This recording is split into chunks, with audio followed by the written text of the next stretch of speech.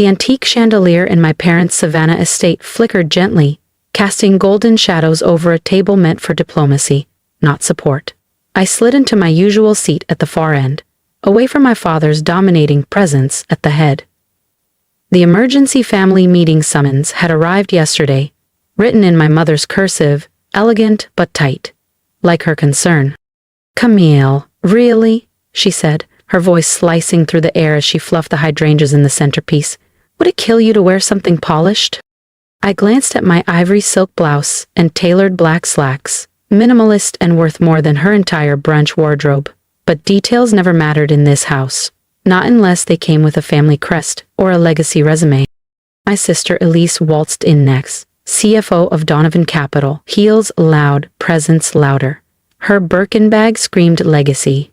"Still doing that little app project?" she asked, voice drenched in condescension. "Selling digital clutter to bored millennials?" I smiled. Let her talk. She didn't know I'd just finished a call with Forbes and had a cover shoot at sunrise. "Let's begin," my father declared, decades of executive control echoing in each word. "We're here because Camille's situation has become concerning." Ah, my situation. That's what they called building a tech platform from scratch, refusing nepotism, and scaling past seed stage into private equity territory. "It's affecting the family's standing," my mother added, ringing her pearls. "You've had your experiment, dear." My office, on the 23rd floor of Riverfront Tower, said otherwise. So did the acquisition paperwork in my briefcase. In 2 hours, Donovan Capital's biggest competitor would officially belong to me. "We've been patient," Elise said, inspecting her manicure. "It's time to come home." My phone buzzed. "Marcus, my COO. Press release ready. Goes live at 6:00 p.m. I checked my watch. 1 hour, 57 minutes, and then everything would change. "We found you something," Dad announced. "Junior analyst at Donovan Capital. You can start Monday." I studied his expression, searching for even a flicker of recognition. Did he realize the woman across from him was being profiled tomorrow in the Wall Street Journal as a fintech visionary? The one Forbes just called a disruptor? The future of decentralized finance? "Did you know," I said evenly, "Forbes is releasing its most powerful woman in tech list today?" Elise waved a manicured hand. "Of course. I've been on the shortlist for 3 years." She hadn't, but no one called her on it. "Though I doubt it's relevant to your side hustle," she added, with a smirk. Mom cleared her throat. "Actually, there's something more pressing. The country club board meets tomorrow. People have been asking about what you do. Could you try me at my class?" I almost laughed. The very club my holding firm quietly bought last month, along with half the neighboring real estate they worshipped. "What do you tell them?" I asked. "Well," Mom stammered, "we keep it vague.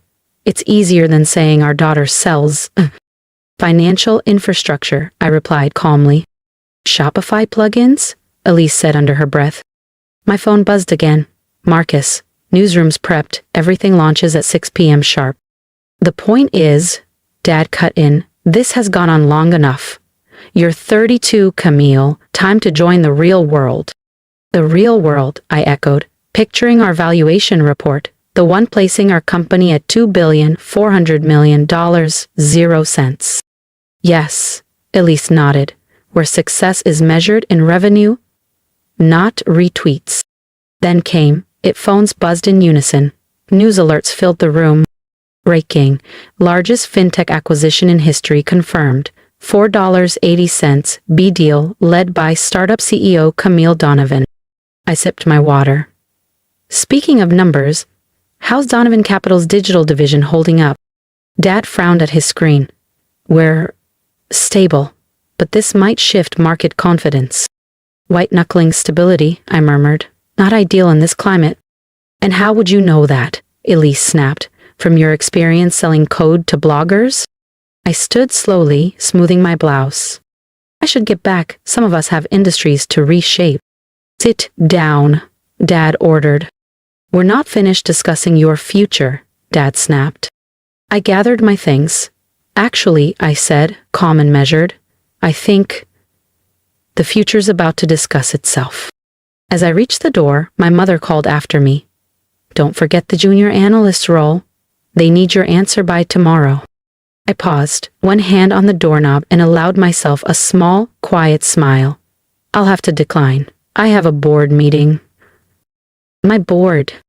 Your what? Elise's voice cracked through the silence. But I was already walking out, leaving them to their confusion. In less than 2 hours, they'd understand everything I'd built while they were busy writing me off. Back in my real office, penthouse level, riverfront tower, I scanned the final press release. Marcus, my COO, adjusted his tie with a grin. They seriously don't know you're about to be the youngest female CEO on the Fortune 500? They'll know, I said, turning to face the massive glass windows framing the Savannah skyline. Time to rewrite the version of me they've clung to. At 5:55 p.m., I stepped into the elevator. Marcus handed me a sleek black folder, just for optics.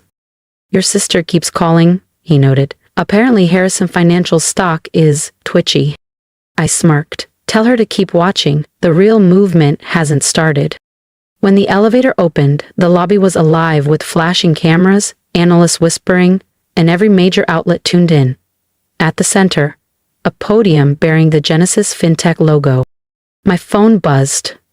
A message from Dad. Hearing something big's happening in FinTech. Might impact our market. Let's revisit that analyst's offer soon. I slipped the phone into my pocket without responding. He'd find out soon enough. I stepped to the podium. Lights, flashes, tension. Good evening, I said, steady and sure. I'm Camille Donovan, CEO of Genesis Financial Technologies. The ripple in the room was instant.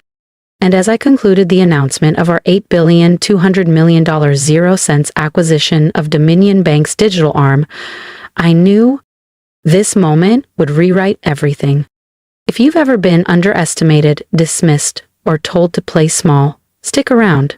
Hit subscribe, because the next chapter of this story proves just how powerful quiet ambition can be. Of our largest competitor, but also the unveiling of our AI-driven banking platform. My phone lit up like Times Square. 52 missed calls from Dad, 38 from Mom, 67 from Elise, 241 texts, and counting. I leaned back in my chair, the city glittering beneath the riverfront tower windows. Marcus entered, carrying the remote and a fresh espresso. Coverage is everywhere, he said. Tech prodigy Camille Donovan emerges as FinTech's quiet powerhouse. Genesis AI reshapes the banking landscape. Donovan Capital left reeling as daughter claims the crown. He set the cup down. Your dad's tried to bypass security 3 times. Elise is threatening to call the police if we don't let her in. I scrolled through messages. From Dad, what have you done? This can't be real. Call me. From Mom, darling, we're thrilled. Why didn't you say something? The country club will be delighted. From Elise, you manipulative little How long have you planned this? This is sabotage. The intercom buzzed. Miss Donovan, my assistant said, Forbes photographers here for your cover shoot. Let's walk to the window. From here, I could see Donovan Capital's building, where they once offered me an entry-level role, where Elise still thought she ruled the world. Send him up, I replied. And Marcus, bring today's trading reports.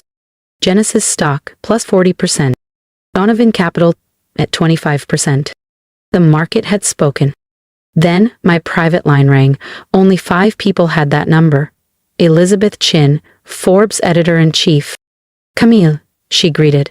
We're finalizing the headline, The Silent Revolution, how Camille Donovan rewrote the rules of modern finance. Any last quote? I thought of all the dinners, lectures, dismissals. Just one, I said. Success doesn't need permission, just patience. After the shoot, Marcus returned with updates. 3 major banks want integration talks. 6 more want licensing deals. He paused. Your sister's giving interviews now. I looked at the screen. Elise stood outside Donovan Capital, smile strained. Of course we supported Camille's venture, she said.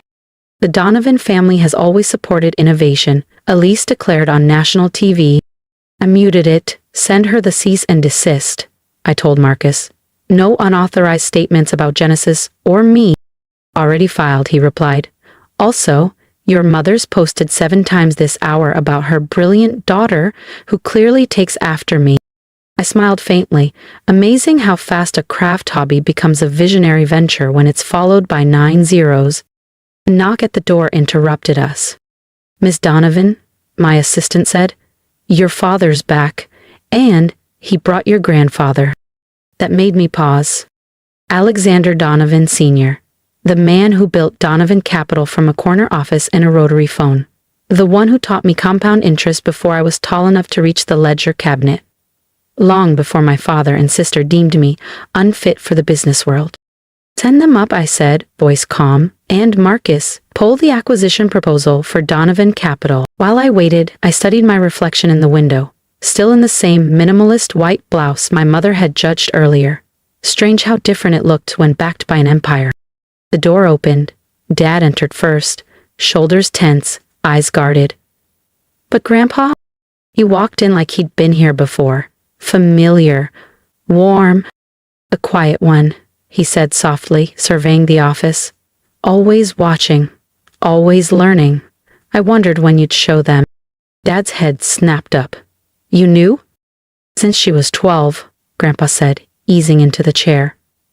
Corrected my forecast over eggs and toast.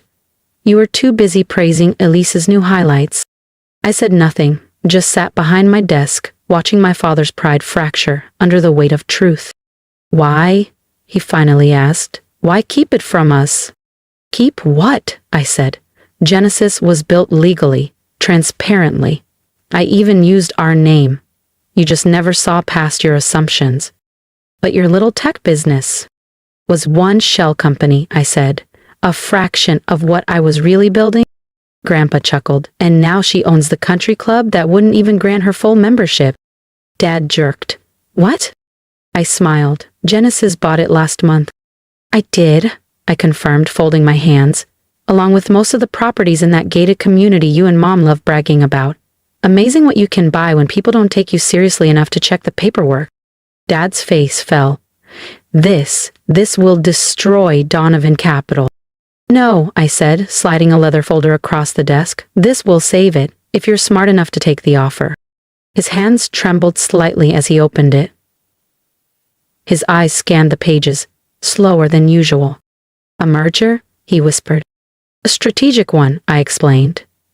Donovan Capital becomes part of Genesis. You keep the name, some autonomy, but you stop swimming against the current and join the future instead of sinking beneath it. And if we refuse? I tapped my screen, loading a live demo of our AI-driven banking interface, already integrated into 5 regional banks. And then you compete against technology that's already shaping tomorrow, against a platform now valued at 4 times your entire firm, against momentum you can't stop. Your sister will never allow it, he said, but the certainty in his voice was gone. Elise already lost your 3 biggest clients to us this afternoon, I replied calmly. They signed transition contracts right after my press conference. She won't decide. The board will. Grandpa leaned forward, his eyes bright. You've played this beautifully. A clean checkmate. I learned from you, I said. You always told me to watch the quiet ones. They see what the loud ones miss. A knock. Marcus stepped in, holding new reports.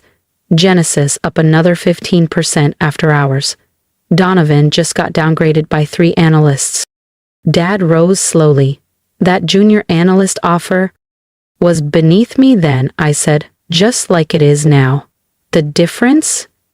Now you understand why. He nodded once, then left. I turned back to the skyline. The city shimmered in lights and silence. Tomorrow would bring more questions, more headlines, more spin. But tonight in my simple white shirt, I sat at the head of everything I built. Not for revenge, but for clarity. Because sometimes, the real triumph is when they realize they never truly knew you at all. The Forbes cover dropped at midnight. My face, framed by that same simple white shirt, stood bold beneath the headline, "The Silent Revolution: How a Daughter Built an Empire While Her Family Built Excuses." By 6:30 a.m., I was walking into Genesis Tower, slipping past a wall of reporters camped outside. In my office, Marcus waited with coffee and the morning briefing. "Elise is on CNBC," he said, "claiming she's been your silent mentor all along. Guided you from behind the scenes," he added, switching on the muted live feed. I watched her, hair perfect, smile tight. But even with professional lighting, the panic in her eyes bled through. "The numbers?" I asked. "Genesis opened up 30%, Donovan Capital down 45%. Their board meets in an hour to review our offer." My phone buzzed, a message from Mom. "Darling, the country club is abuzz. I've been invited to join 3 charity boards. When can we schedule a family portrait for the society pages?" I deleted it without replying. "Your grandfather's here," my assistant announced over the intercom, "and he brought documents." Grandpa entered, carrying a cracked leather briefcase I hadn't seen in years. The same one he used to teach me market cycles when no one else bothered. "Thought you might want these," he said, laying out worn pages. "Your first predictive model, age 12. The one that forecasted the 2008 crash, in crayon no less. You kept these? Every idea, every proposal, even your undergrad thesis on algorithmic lending, you always saw the future. Your dad never asked, too focused on making Elise his carbon copy." He sat with a sigh. "They're voting now." I opened the live feed from Donovan Capital's boardroom, courtesy of owning the building's surveillance. Elise stood at the head, gesturing wildly. Even without sound, her words were clear. "This is a hostile takeover. We can't let her win." Grandpa chuckled, nodding toward my phone. "Speaking of winning, your mom just replaced her Facebook banner with your Forbes cover." I smiled. Quiet victories echoed loudest when no one saw them coming. "She conveniently cropped out the part where you called out their lack of support," Grandpa said, nodding at my mother's social media post. "Some things never change," I murmured, just as the intercom buzzed. "Ms. Donovan," my assistant's voice came through, calm but charged. "The Donovan Capital Board vote is in." I sat straighter, eyes fixed on the live feed. The chairman rose. Elise sat frozen, shoulders sagging. My father stared ahead, expression hollow. "They accepted," my assistant confirmed. "Full merger, your terms. They want to announce immediately. Stop the stock's free fall." Grandpa chuckled softly beside me. "Well played. So, now what?" "Now," I said, pressing the intercom. "Send in the transition team. And Marcus? Initiate integration protocol." Within hours, Genesis teams moved through Donovan Capital's glass halls. Elise was escorted out. She'd be offered a role eventually, but only after she learned humility. Dad was granted the title of Chairman Emeritus. Decorative, powerless. As for me, I had a billion-dollar empire to run. Over the next few weeks, Genesis transformed Donovan Capital from the inside out. Our AI platform replaced outdated systems. The merged stock soared. And my family? They adapted, slowly. Mom stopped planning introductions to eligible men and started pitching venture ideas. Elise, stripped of her title, took an entry role in our analytics division. For the first time, she was actually learning. A month after the merger, my assistant entered again. "Your sister's here, says it's important." Elise walked in, no designer labels, no smugness. "I've been reviewing the AI platform," she said. "It's brilliant. I'd never understood what you were building." "You never tried," I said gently. She nodded. "I know, and I'm sorry, not because you won, because I wasted so long trying to be Dad's clone." I studied her. "The real junior analyst position is open. Want it? You trust me?" "Trust is earned," I replied. "Like success. Ready to earn both?" "Yes," she said. For the first time, she meant it. "Welcome to Genesis," I said, extending my hand. "Leave your assumptions at the door." That night, I framed my Forbes cover beside my childhood prediction models. Beneath them, I hung that simple white shirt. Not for nostalgia, but to remember what quiet power looks like. Because while they were doubting me, I was building. And I was just getting started. If you've ever been the quiet one in the room, the one they overlooked, talked over, or underestimated, drop a comment and tell me what you would have done. I built quietly while they doubted loudly. Support this journey by hitting subscribe and share your advice too. Because here's what I've learned. You don't need to shout to be powerful. You just need to keep building while they're busy watching someone else.